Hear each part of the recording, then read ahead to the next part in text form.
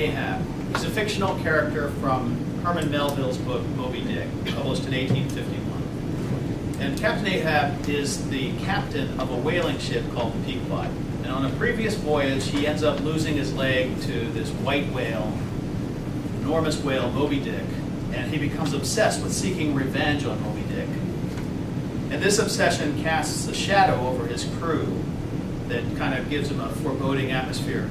And while they're preparing for their next voyage in Nantucket, the crew members, especially the new ones, such as Ishmael, who's the one that actually reads this story of Moby Dick, they get more and more apprehensive because nobody has seen Captain Ahab for several days.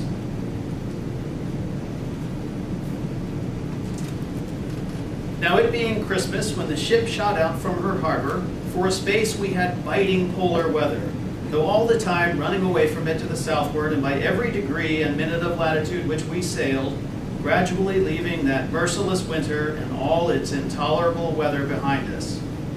It was one of those less lowering but still gray and gloomy enough mornings of the transition, when with a fair wind the ship was rushing through the water with a vindictive sort of leaping and melancholy rapidity, that as I mounted to the deck at the call of the forenoon watch, so soon as I leveled my glance toward the taffrail, foreboding shivers ran over me. Reality outran apprehension. Captain Ahab stood upon his quarterdeck. Now there seemed no sign of common bodily illness about him, nor of the recovery from any. He looked like a man cut away from the stake, when the fire has overrunningly wasted all the limbs without consuming them, or taking away one particle from their compacted, aged robustness.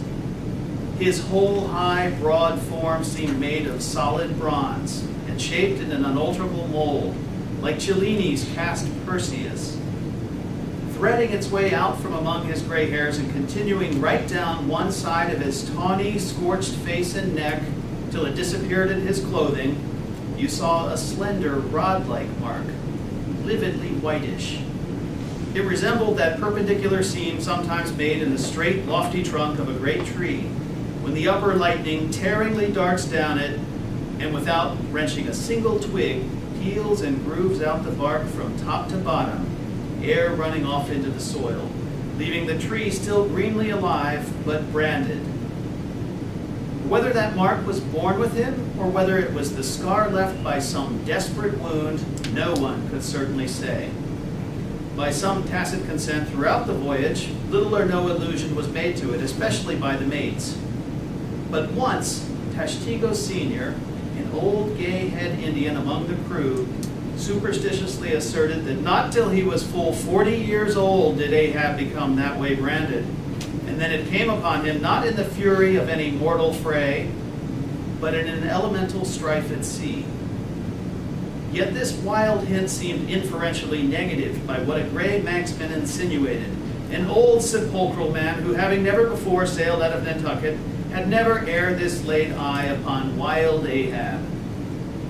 Nevertheless, the old sea traditions, the immemorial credulities, popularly invested this old Manxman with preternatural powers of discernment, so that no white sailor seriously contradicted him when he said that if ever Captain Ahab should be tranquilly laid out, which might hardly come to pass, so he muttered, then whoever should do that last office for the dead would find a birthmark on him from crown to sole.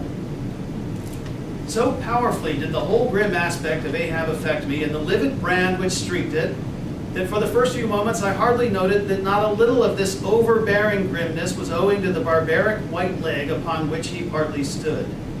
It had previously come to me that this ivory leg had at sea been fashioned from the polished bone of the sperm whale's jaw. Aye, he was dismasted off Japan, said the old gay-head Indian once, but like his dismasted craft, he shipped another mast without coming home for it. He has a quiver of 'em. I was struck with the singular posture he maintained. Upon each side of the Pequod's quarterdeck, and pretty close to the mizzen shrouds, there was an auger hole, bored about half an inch or so into the plank. His bone leg steadied in that hole, one arm elevated and holding by a shroud. Captain Ahab stood erect, looking straight out beyond the ship's ever-pitching prow.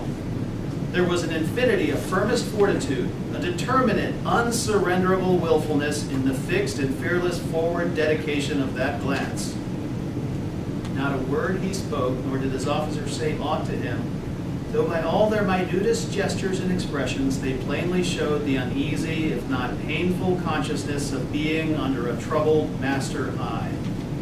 And not only that, but moody, stricken Ahab stood before them with a crucifixion in his face, in all the nameless, regal, overbearing dignity of some mighty woe.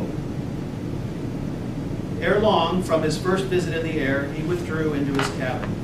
But after that morning, he was every day visible to the crew, either standing in his pivot hole, or seated upon an ivory stool he had, or heavily walking the deck. As the sky grew less gloomy, indeed began to grow a little genial, he became still less and less a recluse, as if, when the ship had sailed from home, nothing but the dead, wintry bleakness of the sea had then kept him so secluded.